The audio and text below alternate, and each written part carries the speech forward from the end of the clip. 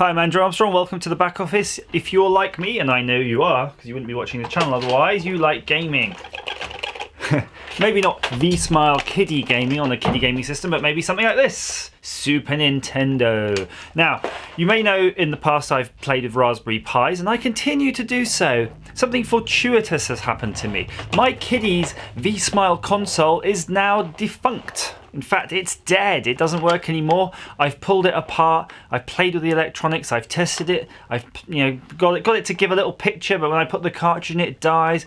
I cannot be bothered to spend any more time on it because, frankly, it's a piece of crap inside. And it's cheaper for me just to spend like £10 on eBay and get them a new one. So what I thought was I would be left with a whole spare console and two of these rather nice joysticks. When I say rather nice, I don't expect them to be. They're not like amazingly good quality arcade, but they're very tough. And if you've got kids, tough is good. So what I thought I would do is take their V.Smile console. I'm going to upgrade that to an arcade machine. In a later video, you'll see that. It'll be a Raspberry Pi, Wi-Fi, Bluetooth enabled, fire-breathing beast of a machine. And what I'm going to do is preserve these controllers, even preserve the wire and everything, but I'm going to convert these essentially to USB controllers to work on that system, because it'll look authentic, but it'll be actually under the hood pretty modern.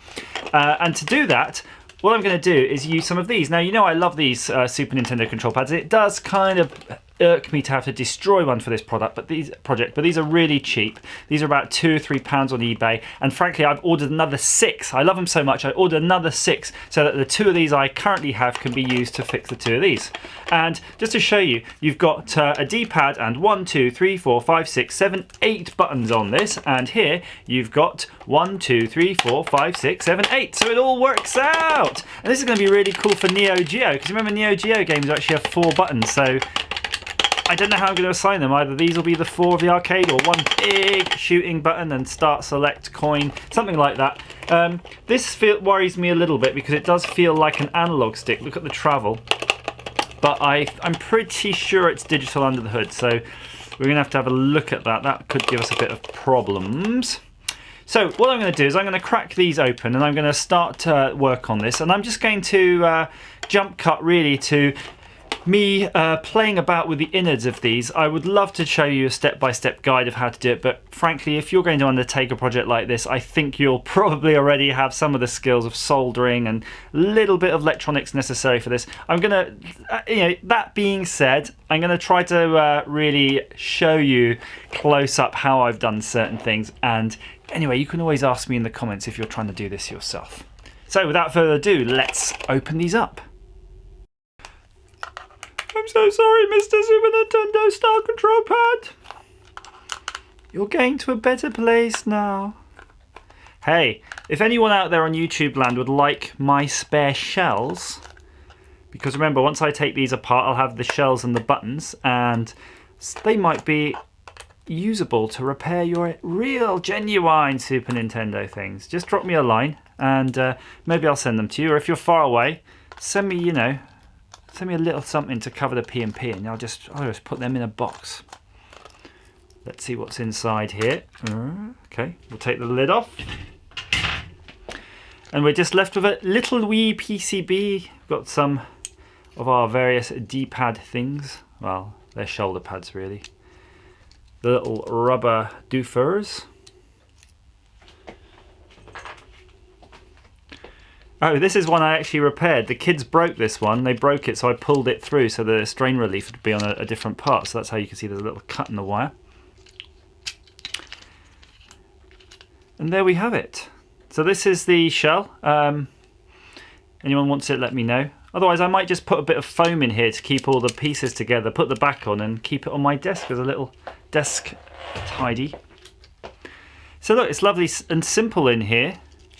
Just to show you a quick overview of what I'm going to do. So you can see these are the various contacts, and what I really will do, I think I can fit this PCB inside the joystick somewhere. Hopefully there's a bit of room under here. Look, it's a bit big. So what I might just do is I might end up cutting the PCB somewhere and then just drilling little holes. Do you see these tracks here? you can see one side of all the tracks are actually all connected together to ground. So there's only these main areas. So you'll find these, see these group of pins? So if I can drill little tiny holes, or, yeah, there's no earlier place to intercept them. So I've just got to draw some little holes, or maybe scratch them and use some kynar wire for surface mount style wire, and I can just get those contacts and snap that off. Anyway, I'll work it out, you'll see. And then hopefully the other joystick will have the equivalent that I can then just solder these to. Let's open that one now. Nice big screws in these.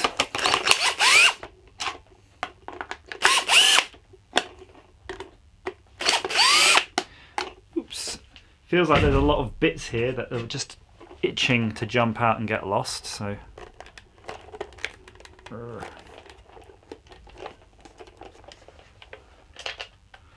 Rattle those screws out.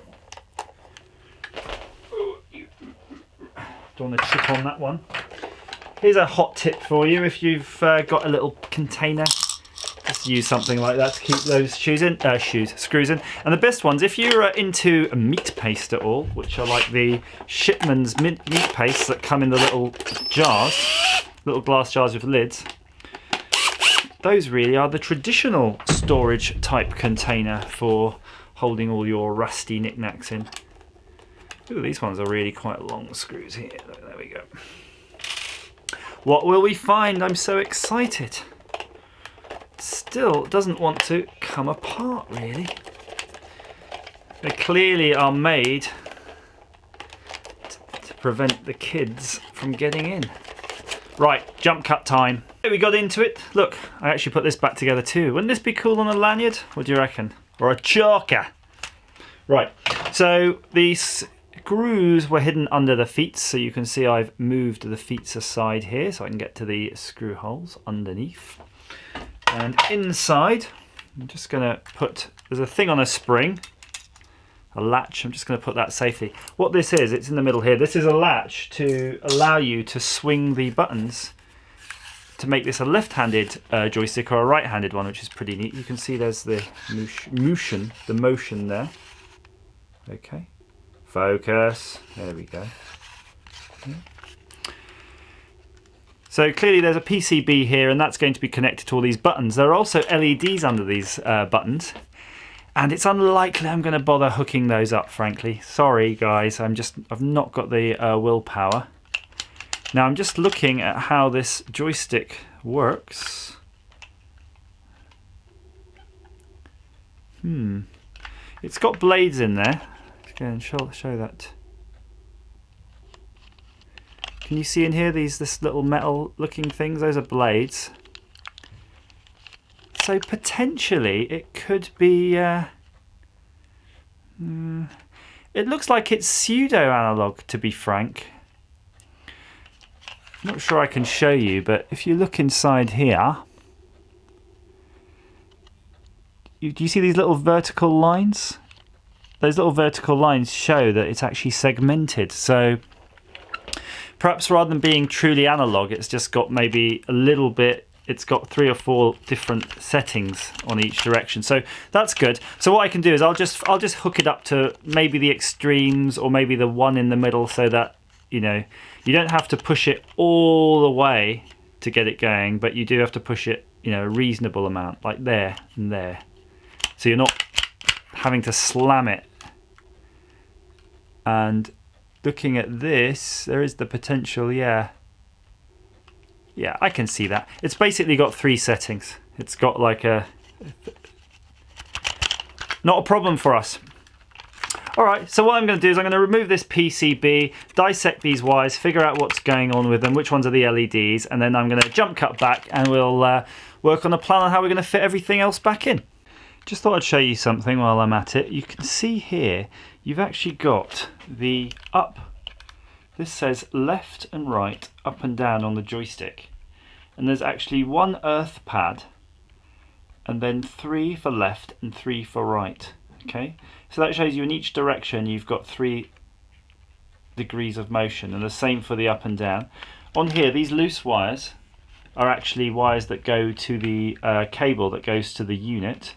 These are marked LEDs, and then this little bundle here I think go to the actual push buttons. So they've done a good job for us. At least they've marked these out for us on their PCB. I'm going to take this PCB off, but I can tell you what it's going to be. It's probably going to be a serial encoder chip, and it's going to be taking all of this information from all of these different states and then getting them down these far fewer number of wires here.